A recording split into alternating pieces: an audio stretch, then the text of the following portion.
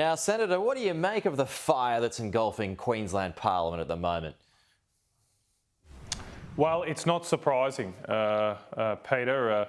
The Queensland government has acted like a law unto itself for the past few years, and the chickens are coming home to roost. And now you see the Premier ducking and weaving, not being subject to proper accountability. She announced a Clayton's inquiry a couple of weeks ago that it was only looking at the CCC, which is missing the point of these allegations. They go far beyond the operations of the CCC into the heart of her government.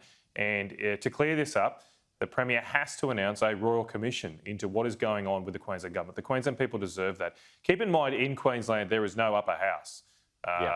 Unlike most other states, the Parliament is run by the government. The government has the numbers in the Parliament. They run the Parliament. They run the committees. So there's just no real ability for an opposition to control a Senate-type inquiry or something to get to the bottom of what's going on. And for that reason alone, the Queensland people deserve a royal commission to find out what is happening.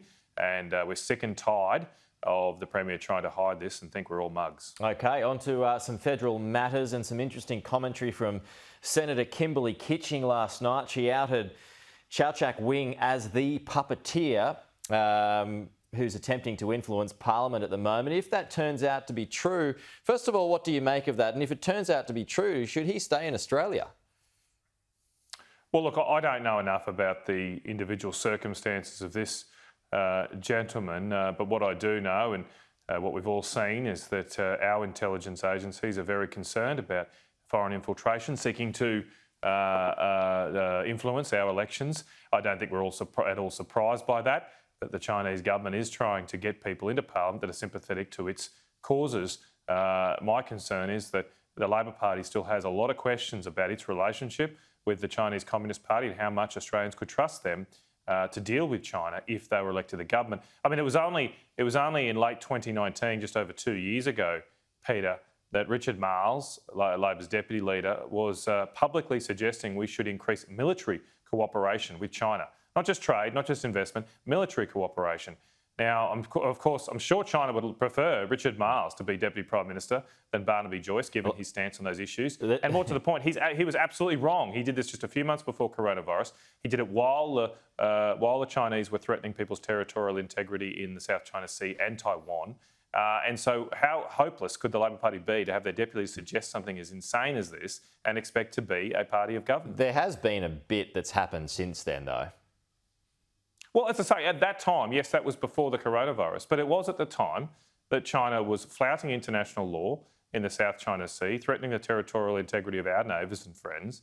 It was at the time that China was clamping down and stamping down on democracy movements in Hong Kong.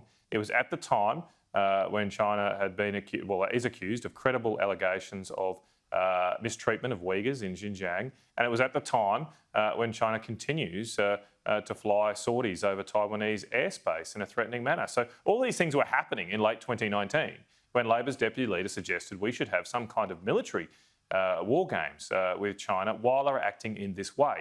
That was completely irresponsible. I'm sure Labor's trying to back away and hide from that, but these are the people, this is the judgment of the people that want to be the government of this nation. And I think a lot of Australians have a little bit of concerns given their very recent statements about this on whether they can be trusted